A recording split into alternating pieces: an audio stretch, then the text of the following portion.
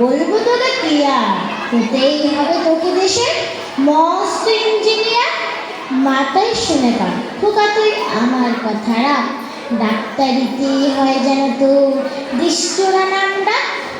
জেঠু বলে কি হবি তুই, আমি সেটা জানি, তুই হবি এক নোবেল জয়ী বিখ্যাত বিজ্ঞানী। একই সঙ্গে সবাই বলে অন্য কিছু নয়, এবার তোকে হতে হবে স্কুলের ফার্স্ট বয়। আমার ইচ্ছে ঘুরে ওড়ায়, লাফে ঘোরায়া, ক্রিকেট খেলে সাঁতরে করে মস্ত দিঘি পার।